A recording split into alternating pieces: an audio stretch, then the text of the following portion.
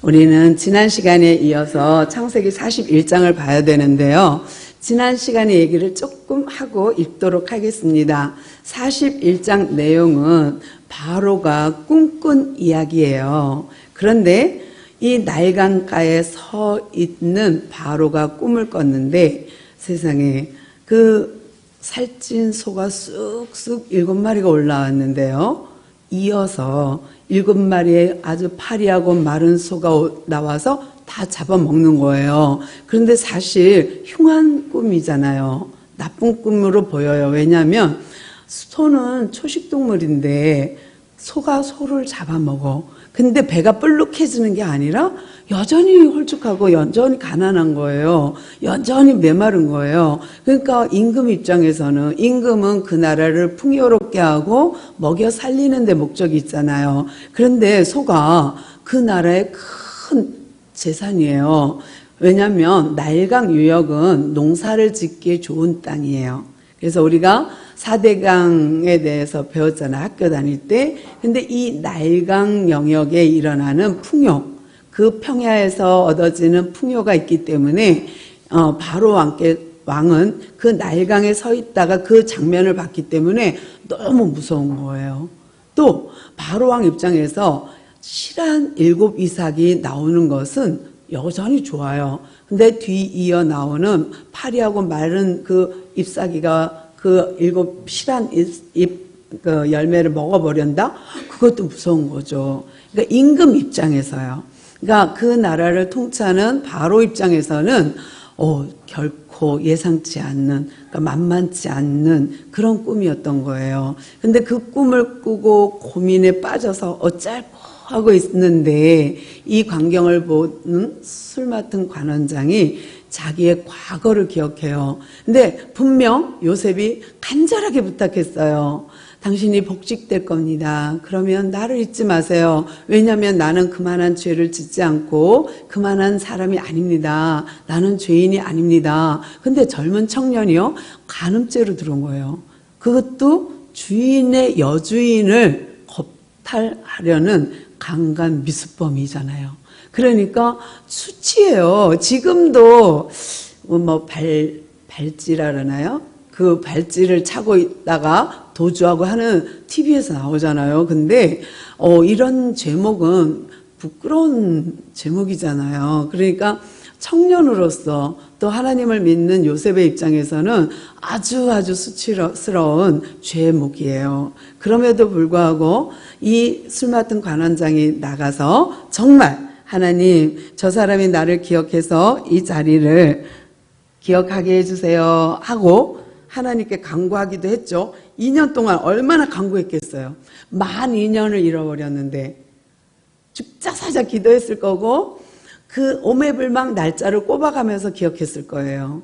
근데 술 맡은 관원장은 까마득하게 만 2년을 잃어버렸어요.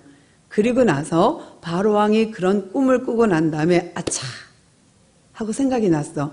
그래도 말하기가 조금 주저했을 것 같아요. 이 술 맡은 관원장이 얘기를 해 말어 굉장히 조심스러웠을 것 같아요. 왜냐하면 과거에 자기의 죄목을 들춰낸다는 게 쉬운 건 아니에요. 또 같이 감옥에 갇혔던 떡 맡은 관원장은 죽었잖아요. 한 사람은 사형을 당하고 한 사람은 복직당한 사건이기 때문에 본인 입장에서는 이걸 들춰서 밝힌다는 게 결코 치부를 드러낸다는 건 쉬운 건 아니었어요. 그런데 왕이 너무 고민하고 또 요셉의 간절한 부탁이 생각났고 그러니 어떻게 하겠어요? 용기 100배 해갖고 이제 말을 꺼냈어요. 내가 나의 죄를 기억합니다 하고서는 자기가 겪었던 과거의 이야기를 해요. 그러면 어떻게 해요? 그런 사람 있어? 당장 데려와. 그래서 이런 꿈 이야기를 하고 나니까 요셉이 다 듣더니 첫 마디가 꿈의 해석은 내가 하는 게 아니에요. 왜냐하면 바로가 그렇게 말했거든요. 네가 꿈을 잘 해석한다더라. 네가 꿈을 잘 푼다더라. 그러니까 아니요. 제가 하는 게 아니라 하나님께서 왕을 편안하게 해줄 겁니다. 평강의 상태, 샬롬의 상태로 해줄 겁니다. 하는 말에 그가 그러냐? 그런데 말하지 하고 한 거예요. 이제 지난 시간에 우리가 거기까지 봤고요. 오늘은 41장 37절부터 함께 봉독할게요. 시작. 바로와 그의 모든 신하가 이 일을 좋게 여긴지라. 바로가 그의 신하들에게 이르되 이와 같이 하나님의 영에 감동한 사람을 우리가 어찌 찾을 수 있으리요 하고 요셉에게 이르라. 하나님이 이 모든 것을 내게 보이셨으니 나와 같이 정결하고 지혜로 있는 자가 없도다. 너는 내 집을 다스리라. 내 백성이 다 내 명령에 복종하리니 내가 너보다 높은 것은 내 왕자뿐이라. 바로가 또 요셉에게 이르되 내가 너를 애굽 온 땅의 총리가 되게 하노라 하고 자기의 인장 반지를 빼어 요셉의 손에 끼우고 그에게 세마포 옷을 입히고 금사슬을 목에 띠고 자기에게 있는 버금 수레에 그를 태우매 우리가 그의 앞에서 소리를 엎드리라 하더라. 바로가 그에게 애굽 전국을 총리로 다스리게 하였더라. 아멘. 기가 막힌 일이 벌어졌어요. 어떻게 꿈 하나 해석으로 이런 일이 벌어질까요? 보통 꿈 해석은 이런 술사들이나 점쟁이도 할 수 있잖아요. 그런데 그들이 못해요. 그리고 이 기회가 고스란히 요셉에게 왔어요. 그리고 기회가 온 요셉에게 기회가 왔는데 그 요셉은 그거를 능히 해석해줘요. 그리고 일학 한 자리가 뒤바뀌어요. 금방 조금 전만 해도 그는 누구예요? 감옥에 강간 미수범으로 잡힌 사람, 죄수예요. 근데 이에게 죄수 옷을 벗기고 이제 총리 옷을 입혔다? 신분 상승이 이렇게 이뤄질 수도 있나요? 대단하지 않으세요? 하나님이 하지 않고 사람이 어찌 이런 일이, 사람의 노력을 어떤 이런 일이 생길 수 있을까요? 그러니까 바로가 꿈 이야기를 쫙 했는데 그거를 해석을 멋지게 했어요. 7년 풍년이 있을 겁니다. 그리고 7년 흉년이 있을 겁니다. 이 내용이에요. 그리고 두 번 겹쳐 꾼 것은 반드시 이루어질 겁니다. 이런 내용이에요. 그러니까 이런 정도는 꿈 해석 정도까지는 얼마든지 점쟁이도 할 수 있었던 부분이었어요. 그럼에도 불구하고 하나님은 그 기회를 고스란히 요셉에게 주었죠. 그리고 요셉은 너끈히 그것을 풀었어요. 그리고 요셉은 너끈히 그거를 해석해 주었어요. 그리고 그들이 일제히 신하와 바로왕이 똑같은 이심전심 뭐예요? 이렇게 하나님의 신에 감동된 자가 없다라는 걸로 결론 났어요. 그러면 그가 어릴 때에 자기 볕단이 일어서고 형제 볕단이 일어서서 절하더이다 한 꿈과 해와 달과 별들이 내 별에게 절하더이다 한 꿈은 두 가지 꿈이 다 같은 내용이죠. 이렇게 어릴 때 꿈 꿨어요. 그 다음에 그가 이제 애굽으로 팔려가고 그 다음에 총리 자리까지 요 순간까지 되기까지 그는 그 꿈을 이 어릴 때 그 꿈을 가슴에 품었어요. 이것은 우리가 모든 꿈을 꾸면 반드시 이루어집니다 라고 해석하기보다는 오히려 어릴 때 이 꿈, 이 하나님이 주신 이 꿈을 다른 말로 언약, 이 언약, 하나님의 주신 이 약속을 붙잡은 자로 표현하는 게 더 좋습니다. 그러니까 우리가 나는 커서 대통령이 될 거야. 나는 뭐가 될 거야. 뭐가 될 거야. 그래서 막 그 꿈을 이루기 위해서 노력하고 그 꿈을 우리가 꾸면 이루어집니다. 하면 됩니다. 이런 게 아니에요. 정말 I can do it 해갖고 막 하면 됩니다. 하면 됩니다. 이거 아니에요. 근데 우리는 자꾸 그런 쪽으로 끌고 가요. 목적을 이끄는 삶으로. 아니요. 성경은 그렇지 않아요. 성경은 목적을 이끄는 삶이 아닙니다. 언약을 붙잡는 삶입니다. 그러니까 전혀 달라요. 방향성이 세상 사람은 목표 지향을 하고 살아가는 게 맞습니다. 근데 우리는 아니에요. 우리 하나님을 믿는 하나님의 백성은 목표 지향적인 삶의 가치관은 안 돼요. 그게 아니라 우리는 하나님의 말씀, 하나님의 언약을 지향하고 가는 삶이어야 되는 거죠. 그런데요, 하나님이 이렇게 준 언약의 말씀을 그가 가슴에 품었어요. 이 가슴에 품은 것 때문에 형들의 미움을 받게 되었고, 그는 포로가 되었고, 보디바 집에서 노예를 살았어요. 그뿐만 아니라 이 언약의 말씀을 품고 성실하게 일한 결과가 뭐예요? 여주인한테 버림받는, 뭐랄까요? 그거? 음모. 그죠? 모함. 감옥에 갔어요. 그러면 객관적으로 보면 요셉의 삶이 정말 형통했나요? 요셉의 삶이 정말 괜찮은 삶이었나요? 억울하지 않아요? 형들한테 배신당해. 여주인한테 배신당해. 또 감옥에 와서 술 맡은 관원장한테 배신당해. 그다지 형통하지 않아요. 그런데 성경은 내내 말하기를 뭐라 그러냐면 요셉의 이름 다음에 나오는 단어가 계속 그는 하나님이 함께 하심으로 형통하였다. 그 손을 대는 것마다 형통하였다. 그 집을, 보디발 집을 요셉 때문에 형통하였다. 다 형통이에요. 과연 정말 우리가 말하는 그 형통과 성경에서 말하는 그 형통과 같은 형통일까? 생각해 봐야 돼요. 목표 지향적인 삶의 가치관과 언약을 잡고 하나님의 말씀을 지향하고 가는 가치관과는 달라요. 똑같은 것 같은데 달라요. 분명히 달라요. 근데 우리는 자꾸만 세상 승리가 교회 승리로, 이 세상의 성공이 믿음의 성공으로 자꾸 결부시켜요. 그러다 보니까 어떤 현상이 벌어져요? 만약에 세상에서 성공하지 못하면 믿음도 아니죠. 그런 건 아니죠. 그렇게 따지면 예수님은 실패예요. 예수님은 마국간에서 태어났고 십자가에 죽었어요. 세상의 성공이라면 예수님부터 실패인 거예요. 안 그런가요? 저는 그렇게 생각이 들어요.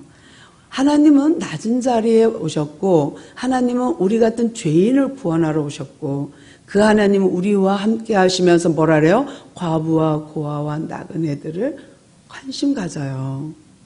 그리고 예수님이 관심 가진 사람은 눈 멀고 병자, 가난한 자, 그런 사람들, 세상에서 버림받거나 세상에서 외면한 사람들에게, 과부나 고아들에게 관심이 있었어요.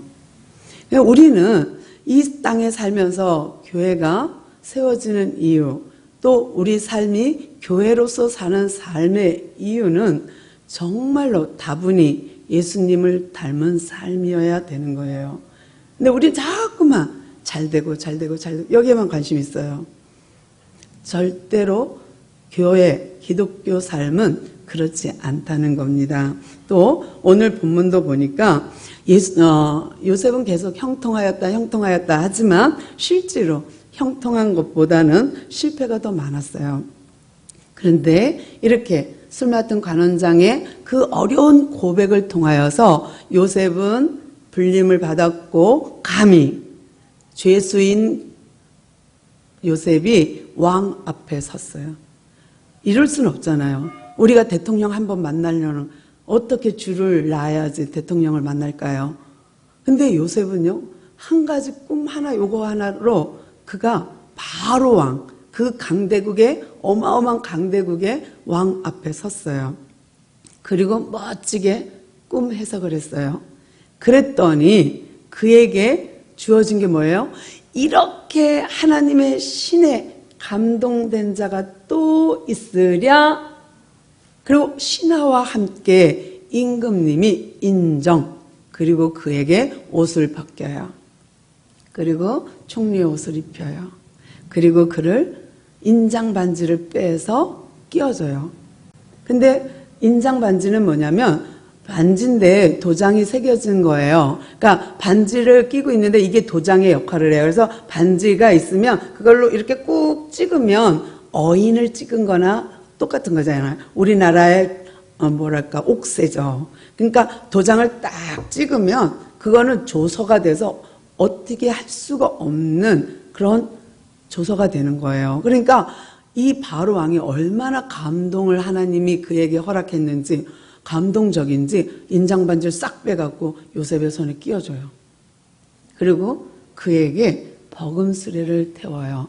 그러니까 첫 번째 수레는 임금님 수레죠. 이거는 왕의 수레를 1번 첫 번째 수레, 그 다음에 왕 못지않는 버금가는 수레, 두 번째 수레, 버금 수레. 그러니까 임금님 못지않는 수레, 임금님 수레와 같이 거의 동급인 수레에 태워요. 그를. 그래서 버금 수레에 태워요. 그리고 시차고죠. 한 바퀴 쫙 돌면서 공포하죠. 아마 제 생각인데 이거는 그 왕궁 앞에 그 광장을 한 바퀴 이렇게 돌면서 신하들 앞에 큰 소리로 엎드려 했을 것 같아요. 그러면 어떻게 해요? 그들이 한 발을 꿇고 한 발은 세워갖고 탁 하고서는 경외 표시를 했을 수도 있고, 아니면 우리나라 형태라면 납작 엎드려서 땅바닥에 탁 엎드려서 고개도 못 들고 있던가, 그 나라의 풍습대로 했겠죠. 그러니까 엎드려라 하고 소리 지르는 거는 이제는 복종하여라 그거예요. 그러니까 내가 당신께 복종하겠습니다 하는 경외의 표시로 엎드리는 거거든요. 그러니까 어마어마한 경배를 받는 자리로 그를 옮긴 거예요. 그러니 한순간에 요셉은 어마어마한 직책으로 올라갑니다. 근데 이 나이가 30이에요. 근데 우리가 알고 있듯이 이스라엘 백성들도 30세가 돼야 공인이 된다 하잖아요. 근데 지난번에 설교 때 말씀드린 것처럼 지금 셈족 계열인 힉소스 왕조의 시절이에요. 그러니까 요셉이 지금 총리가 된 시절은 셈족이 그 애굽을 다스리던 때였어요. 근데 요셉도 셈족이에요. 그러니까 셈족이 셈족의 통치 아래서 있으니 아주 무리가 없이 총리가 될 수 있었던 거예요. 같은 셈족 계열이니까요. 그래서 총리가 될 수 있었고, 힉소스 왕조의 문헌에도 30살부터 공무원이 될 수 있는 거예요. 총리가 될 수 있는 거예요. 만약에 더 일찍 감옥에서 나왔다면 그는 자유인이나 집으로 돌아갈 수밖에 없었을 거예요. 아니면 기껏해야 보디발 집으로 가버렸던가. 그런데요, 그에게 총리라는 자리를 맡길 수 있는 나이가 되었고, 그리고 하나님은 그 임금의 바로의 마음을 움직여서 그를 버금수레에 태우며 인장 반지를 끼워주고 엎드려라 외쳤어요. 그래서 만백성이 다 듣게 했어요. 또 실제로 인장 반지를 빼어주면서 뭐라 그랬냐면, 내가 너보다 높은 것은 이 왕이라는 자리뿐이다. 어떻게 이런 말을 할까요?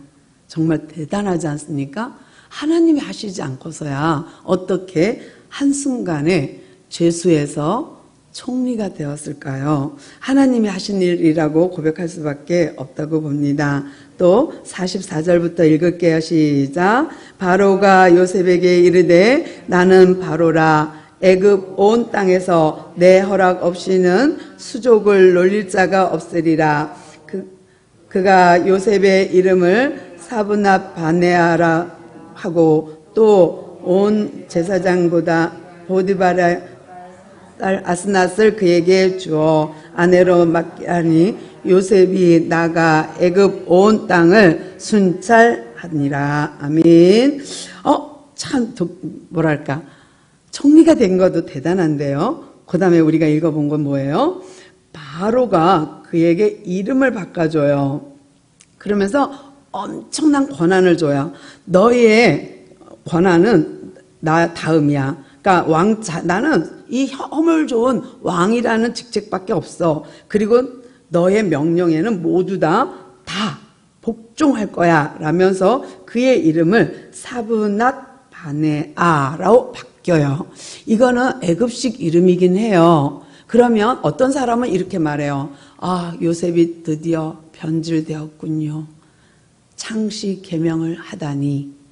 요셉이 이스라엘식 이름, 유대식 이름을 버리고 사브낫 바네아로 바꿨으니 아이고 이제는 하나님을 버린 건가? 라고 말할 수도 있겠죠. 그렇게 말하는 분도 계시고. 그러나 저는 그렇게 보고 싶지 않아요. 총리가 되려니까 내가 한국 사람인데 영국 가 살아. 그러면 영국의 총리가 되려면 그 나라 이름도 갖고 있고 우리나라 이름도 가져야 되잖아요. 그거는 창씨개명, 우리나라 일제시대 때 창씨개명 한 거는 말살 정책을 위해서 그렇게 한 거지만 이 요셉은 그런 위치가 아니라 그 나라 사람으로 귀화해야 해요. 그러니까 애굽 사람이 되어야 총리직을 줄 거니까. 그래서 저는 창씨개명 쪽이라기보다는 귀화했다는 말이 더 좋을 것 같아요. 그래서 이름을 바꿔준 것은 너는 이제부터 이스라엘 백성이 아닌 우리나라 백성으로 인정, 땅 한 거라고 봐요. 그래서 그 나라로 귀화하면서 총리로서의 역할을 감당하게 했다고 봅니다. 뿐만 아니라 왕의 측근이 되었는데 이 요셉 근처에는 아무도 가족이 없는 거예요. 그러니까 바로 왕이 그에게 아내를 줘요. 근데 그 나라의 제사장, 그러니까 말하자면 이스라엘 백성에서 보면 이스라엘 백성 쪽에서 보면 이방인 제사장이잖아요. 그렇죠? 근데 나중에 모세도 그러지 않나요? 모세도 이드로가 이방인 제사장이에요. 시포라가 이방인 제사장 딸이거든요. 근데 여기서도요. 요셉도 그래요. 이방인 제사장을 붙여요. 바로가. 왜? 베겟닛 송사라고 가장 측근에서 관리하는 거예요. 그러니까 왕 입장에서 제가 인기가 올라가? 그러면 역적이 되면 어떻게? 그러면 사람들을 꼬여갖고 모반하면 어떻게? 배신하면 어떡하지? 나를 배반하면 어떡하지? 왕은요. 그래서 기미상궁을 두잖아요. 그래서 이런 측근을 느헤미야 같은 측근을 두는 거예요. 믿을만한 음식, 술 맡은 관원장, 믿을만한 떡 빚는 관원장을 둘 수밖에 없는 거예요. 그런데 이 바로 왕이요. 그러한 이제 요셉을 잘 주시해야 되잖아요. 제가 똑똑해, 지혜로워. 그런데 총리로서 내 나라를 다 맡기기에는 아는 게 없고 친척이 없어. 오로지 아는 건 하나님의 신에 형통한 것밖에는 몰라. 그러니 어떻게 하겠어요? 믿을 만한 자기 측근을 갖다 붙이는 길은 부인을 붙여주는 것밖에 없는 거예요. 근데 온의 제사장 이렇게 되어 있는데요. 애굽 나라에서 신이 많다 그랬잖아요. 10가지 재앙이 다 그들이 섬기던 신이라고 했는데 그 중에 또 하나가 태양신이에요. 그래서 흑암이 태양을 가렸잖아요. 여기까지 나가면 안 되는데 어쨌든 태양신을 그들은 섬겼어요. 근데 이 태양신을 섬기는 그들이 하고 있는 제사 형태의 그 신들의 이름 중에 온이라는 신이 있어요. 대빵신. 또 다른 온이라는 지명도 있어요. 그러니까 성경에 보면 사람이면서 지명이기도 하고 그런 경우가 있듯이 온이라는 것은 지명도 되지만 또 태양신의 이름도 돼요.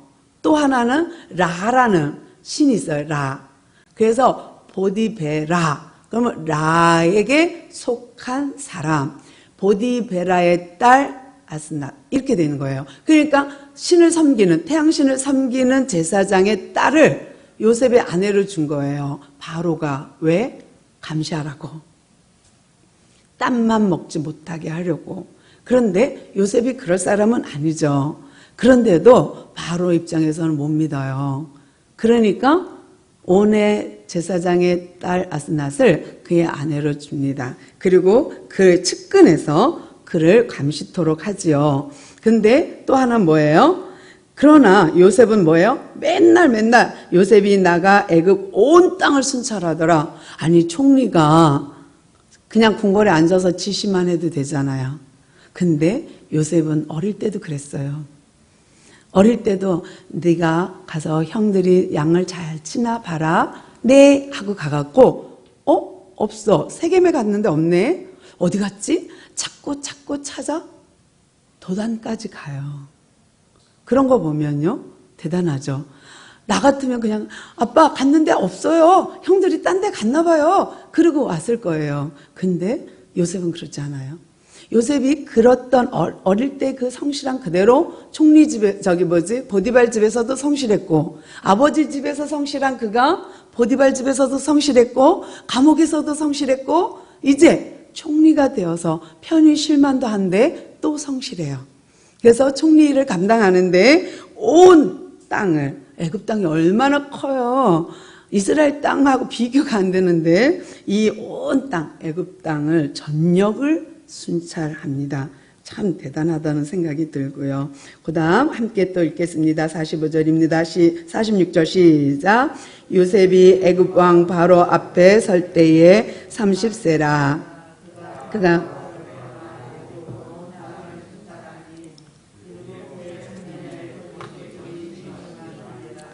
요셉이 애굽 땅에 있는 그 7년 공물을 거두어 각 성에 저장하되 각 성읍 주위의 하트의 곡물을 그 성읍의 중에 쌓아주매 쌓아둔 곡식이 바다 모래같이 심이 많아 세기를 그쳤으니 그 수가 한이 없음이었더라. 흉년이 들기 전에 요셉에게 두 아들이 나되 곧 은 제사장의 보디베라의 딸인 아스낫이 그에게 낳은지라. 요셉이 그의 장남의 이름을 므낫세라 하였으니 하나님이 내게 내 모든 고난과 내 아버지 온 집의 일을 잊어버리게 하셨다 하미요. 차남의 이름은 에브라임이라 하였으니 하나님이 나를 내가 수고한 땅에서 번성하게 하셨다 함이었더라. 애굽 땅에 7해 흉년이 그치고 요셉이 알과 같이 7해 흉년이 들기 시작하매 각국에는 기근이 있으나 애굽 온 땅에는 먹을 것이 있더니. 아멘. 참 신기하죠. 세월이 지나면 그쵸? 이렇게 이루어져요. 세월이 지났어요. 근데 여전히 열심히 자기 몫을 잘 감당해요. 요셉이. 그러다가 보니 어느 순간에 두 아들이 태어났어요. 큰 아이는 므낫세, 둘째는 에브라임이에요. 근데 이 12지파가 있잖아요. 야곱의 12지파가 있는데 장자로 루벤 제외. 왜요? 서모를 건드렸어.